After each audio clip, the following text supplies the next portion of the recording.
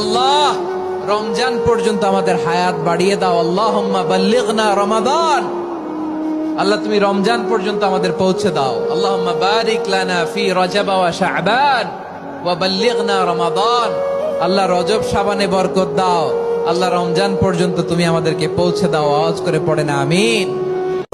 রমজান মানে ভিন্ন মাস, রমজান মানে আলাদা মাস, রমজান মানে আখিরাতের মাস, রমজান মাসে প্রস্তুতির মাস, রমজান মানে মেহনতের মাস, রমজান মানে আল্লাহর মাঝে নিজেকে হারিয়ে ফেলার মাস। এটাই মাহে রমজান।